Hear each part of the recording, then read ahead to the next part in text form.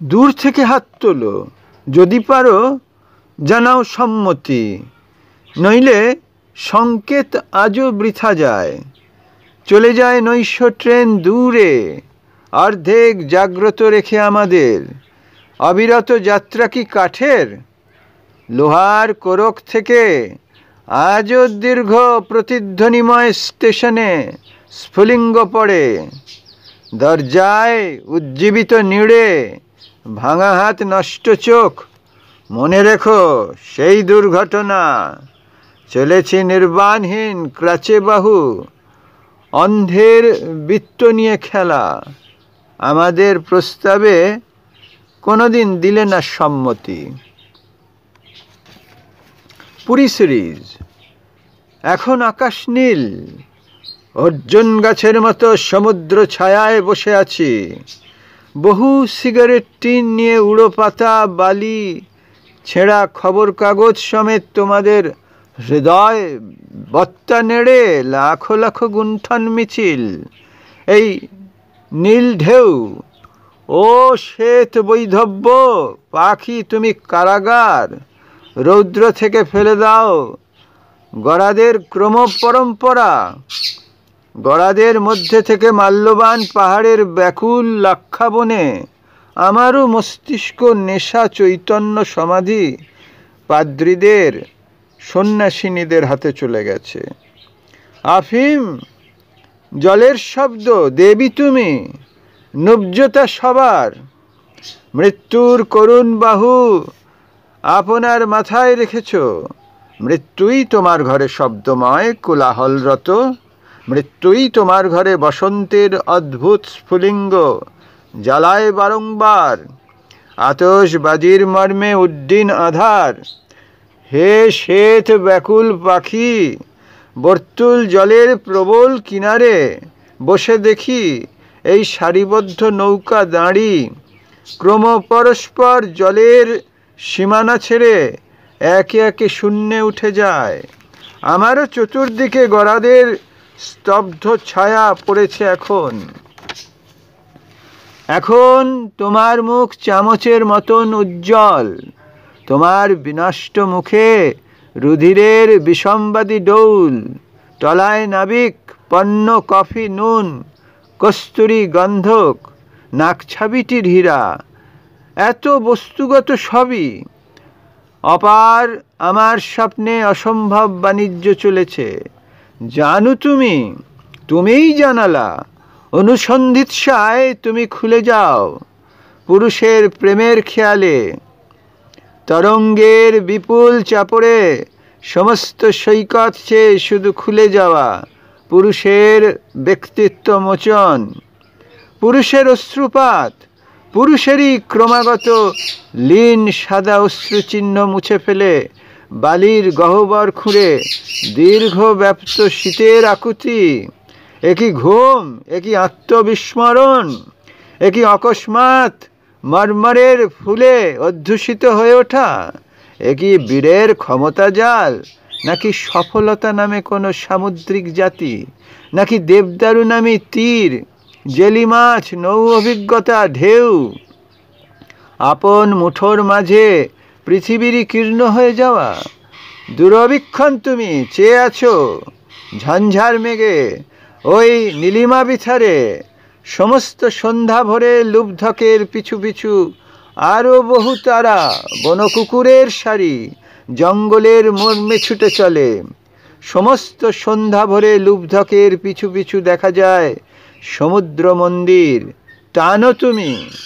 এখন সন্ধ্যা ভরে অদ্ভুত জোয়ার এলো, বসন্ত সমাগত। ওই তোমার বিশাল বাড়ি ভেঙে ফেলে লাখো লাখো জানালা উঠেছে।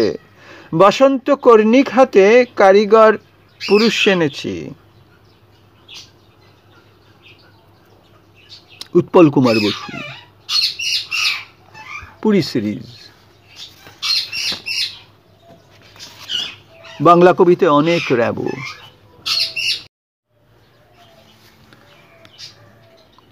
যাবার সময় হলো, এসো ভাঙি পান্থনিবাস। এবার ভাঙার মতো বহু অস্ত্র পেয়েছি দুজন। ইস্পাত কাঠের ধর্ম ছিন্ন বই, ফলের নির্যাস। মাছরাঙাটির সাথে মৌরলার অখণ্ড কুজন। অথবা পাইনি কিছু, যা পেলে কাপ্তান অবলীলাক্রমে ওঠে নিসর্গে ও মাস্তুল রেখায়। শুধু মাথা নিচু করে দিয়ে গেছি অহেতু সম্মান, ইতিহাস উক্ত সব বানরে রাজায়। যাবার সময় হলো, আজ নেই প্রতীক্ষা আমার। স্বপ্নে দেখা ভিখারিনী, তাকে কিছু দিয়ে যেতে চাই, হয়তো পথের প্রান্তে পথিকের ব্যাকুল আহার। গ্রীষ্মদিনের স্নান অপারগ জলে ও পাতায়, সহসা সন্ধ্যা হতে বিবাহের আসন্ন সানায়, সবই তাকে দিয়ে দেব ভাবি আজ পরাধীনতায়। মধু ও রেজিন 6 নম্বর কবিতা সিরিজের, উৎপল কুমার বসু। এই কবিতাটা পড়ে বিস্মিত হতে হয়। দুরূহ অথচ কি ক্লিয়ার, কি স্বচ্ছ। যাবার সময় হলো, র্যাবোর মতো যে অন্তর্ধান করব, অসময় কবিতা লেখা ছেড়ে দেব, বা কবিতার থেকে সাময়িক একটা ছুটি বিরতি নেব, সেটা এক ধরনের মিরুজিন নদীর তীরে সোজরন। এসো ভাঙি পান্থনিবাস, এসো ভাঙি প্রতিষ্ঠান, আমাদেরই নিজেদের তৈরি করা গোষ্ঠী কোন্দল। এবার ভাঙার মতো বহু অস্ত্র পেয়েছি দুজন, সমস্ত ইজম আন্দোলন। ইস্পাত কাঠের ধর্ম ছিন্ন বই, মানে ইস্তেহার ছিঁড়ে খুঁড়ে ফলের নির্যাস। মাছরাঙাটির সাথে মৌরলার অখণ্ড কুজন, মানে আমাদের বিড়ালের পেটে ইঁদুরের চুহার খিল কেটে কেটে ঢুকে বিড়ালকে তছরূপ করা আর কি, বিড়ালের ক্ষুধা লালসাকে। অথবা পাইনি কিছু, কোনো এজেন্ডা নেই, কোনো মিশন নিয়ে আসেনি, কোনো রকম স্কিম অ্যাসাইনমেন্ট না, কোনো সুপারি নেই। किसी का लिए मेरा कपास सुपारी नहीं है। যা পেলে কাপ্তান, অথবা পাইনি কিছু, মানে ওই সুনীল যেমন লিখেছিলেন যে কতই তো দিলে বিধি, দু একটা উপন্যাস লেখার ক্ষমতা দিলে না, সেই পাইনি কিছু আর কি। অথবা পাইনি কিছু, যা পেলে কাপ্তান অবলীলাক্রমে ওঠে নিসর্গে। মানে ওই নিসর্গ মানে এখানে হচ্ছে তোমার, আমি খুবই রিডাকশনিস্ট অ্যাপ্রোচে বলছি, এত সহজে মানে করা ঠিক কিনা আমি জানি না। উৎপল ডেলিভারেটলি দুরূহ কবি, সে গল্পে রিডিউসড করতে চায় না, ন্যারেটিভকে কনস্ট্যান্টলি ভাঙে। সেটা হচ্ছে মানে আইভরি টাওয়ার, অবলীলাক্রমে ওঠে নিসর্গে আইভরি টাওয়ারে, ও মাস্তুল লেখায়, মানে ক্ষমতার শীর্ষে। মানে আমাদের সুনীল গাঙ্গুলি যেমন গেছিলেন আর কি, ওরা সবই তো বন্ধুবান্ধব।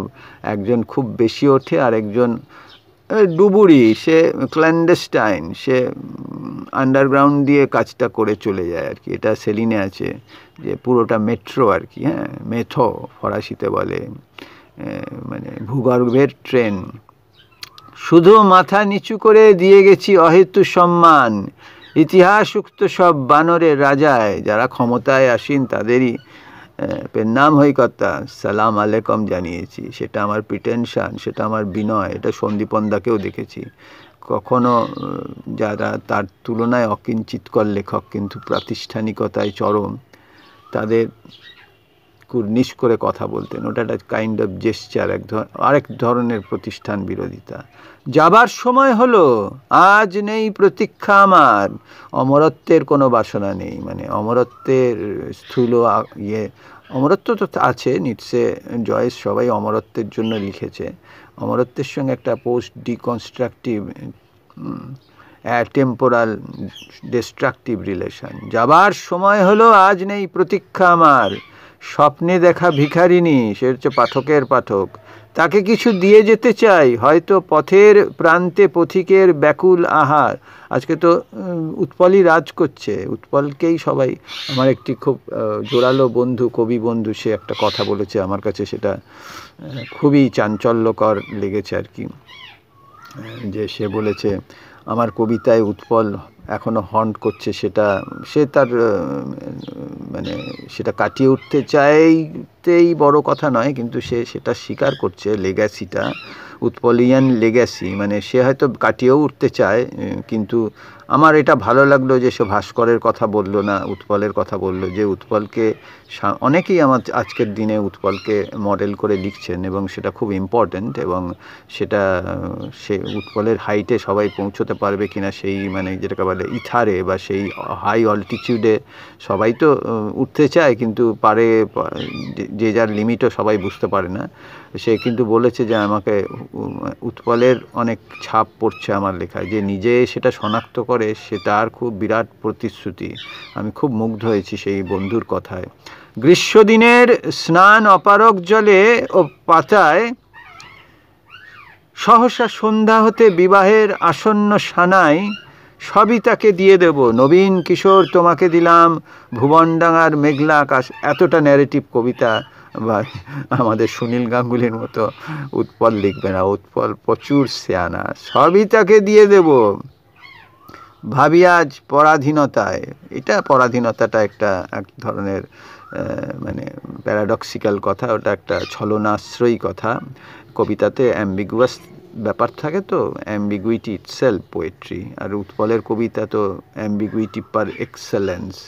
সবচেয়ে দুরূহ কবিতা জীবনানন্দ দাশের পর উৎপলের হাত দিয়ে বেরিয়েছে। জয় উৎপল কুমার বসু, জয় পুরী সিরিজ।